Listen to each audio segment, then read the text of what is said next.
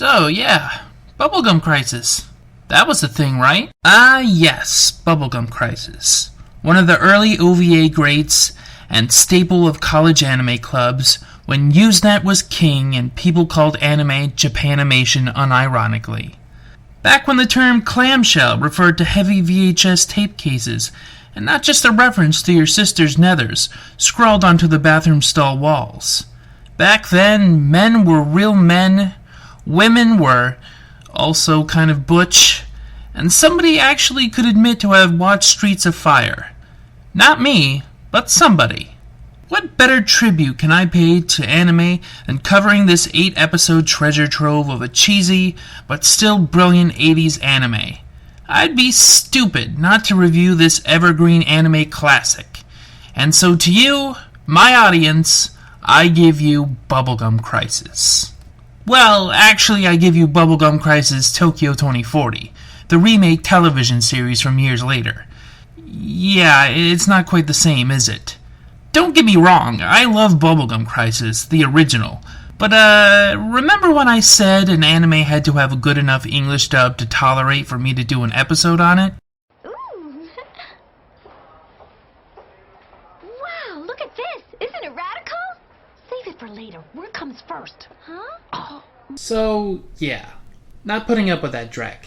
I'll watch 26 episodes of this remake before I'd ever give the English version of the original the time of day. And let's face it, subtitles are death in a review show. So here's my compromise. In 2040, Tokyo, Mega Tokyo, whatever they want to call it, is a thriving, shining metropolis built on the labor of semi-intelligent automatons. No, not salarymen. Androids called boomers. Apparently there was a giant earthquake that necessitated a quick cleanup effort, and these boomers were instrumental in getting the city back on its feet.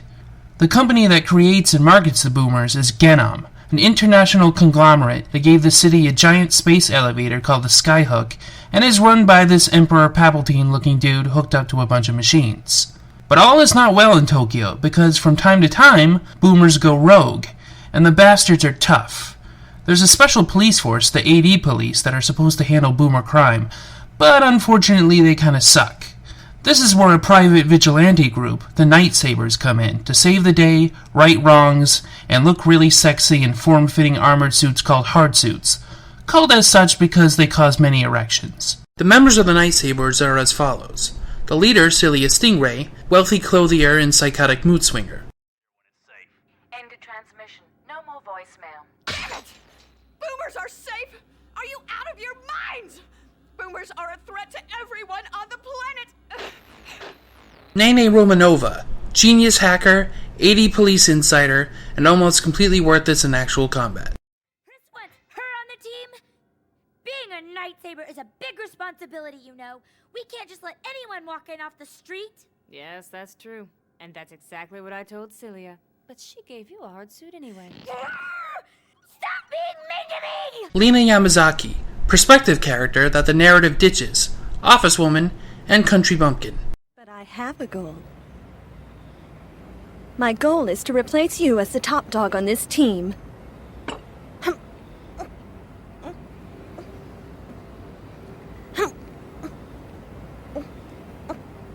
And finally, Pris Sasagiri, the one people care about, band leader of a band named after diarrhea, and show stealer.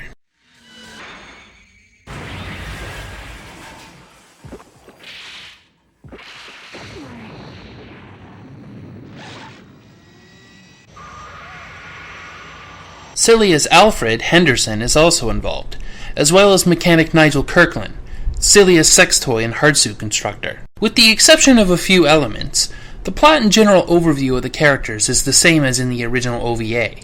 There's also other characters that are basically the same, but with some slight differences, like Leon McNichol, ADP officer, and his partner Daly Wong, and Genom executive Brian J. Mason. But some of the more subtle differences, and a lot of the more obvious stylistic choice differences, make the television series a different experience than the original OVA. The first dozen episodes are mostly self-contained, though there are some cliffhangers here and there. Lena joins the group at the beginning as our fresh eyes into the world of the Night Sabers, but she's pushed back increasingly in favor of, honestly, better things. Though they probably could have played up her rivalry with Pris a bit more. One of the episodes I thought was interesting was the one where a man doing deep sea work discovers his wife has been cheating on him. His remote-controlled boomer appears in Tokyo and stalks his wife, and the Night Sabers have to help take it down. It turns out, however, that the boomer was unmanned the whole time, for a tragic reason. You see, he'd already signed up for 3 weeks of vacation starting today. And he'd also set up reservations for the two of you to go to Hawaii together. It's your anniversary, isn't it? One more thing. He'd ordered this for you.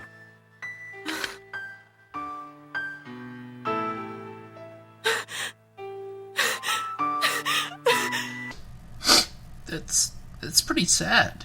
At some point, Celia's younger brother Maki Stingray comes into town, and he's a little unusual, awkward, and kind of meek. So, of course, they get Spike Spencer to play him, and while he's not as bad as with Shinji, he's not great either. I wasn't like this. I wasn't this way before. Celia, I still love you. What? I love you. That hasn't changed since the days before. But Celia, I thought that if I came here, it could be the same. Well, that's right. Nothing has changed. But it's not like it was before. At first I thought I was different somehow. But it's not me. It's you.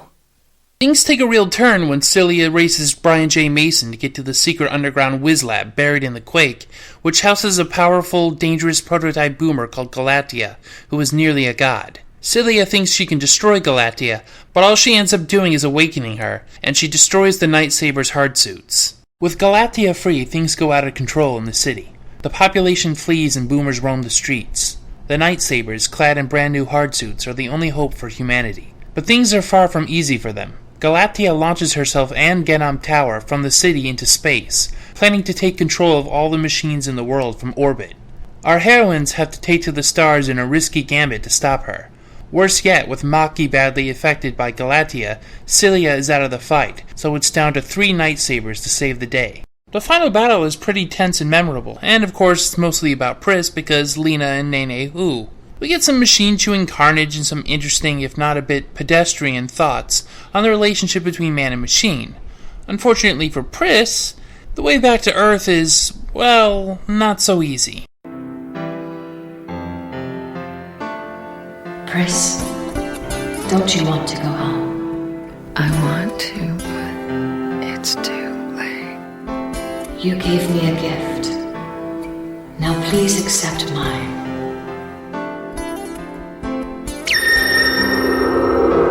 I've been leaving out some pretty interesting details thus far, such as the cause of the earthquake, Galatea's connection with Celia and Maki, Pris's relationship with Leon, and the conclusion of the story. You should watch the show and discover the answers yourself, because it's a pretty decent sit. But it's not as good as the original. Yes, there are definite advantages this series has over the original OVA. For instance, it has a complete story, a narrative structure with a beginning, middle, and end, a more consistent character establishment, which serves as fertile ground for development. It even fleshes out a lot of the ideas the original paid lip service to at best. It has some truly genuinely sincere moments that are worth remembering. So why is it that I prefer the original OVA? Well, because it's just more fun. The original Bubblegum Crisis, while brief, is just more satisfying. It's gleefully cheesy and yet still has a lot of character to it that 2040 lacks. Even when you know it's playing up cheap emotional melodrama, you still want to shed a tear or two while acknowledging it. It has this endlessly compelling flair to it, with its Kenichi Sonoda character designs, Shinji Aramaki mechanical designs, and amazing original Japanese voice cast, including greats like Yoshiko Sakakibara and Toshio Furukawa. It has some great music too, often sung by Pris's Japanese voice actor Kinuko Omori. 2040 is a fine show, but to be honest, it sort of leaves me cold at times. It's a bit sterile, but you should probably give it a shot yourself. I remember the first time I ever watched it, which was back when it aired on the Encore Action channel, and, come to think of it, I watched quite a few enjoyable anime titles on Star's Encore Action channel. Maybe it's something I should go into at greater length. Yeah. Okay, so starting September, Action Channel month. Now if I can only find promo footage from that channel. Yeah, I guess that's not gonna happen. See you then!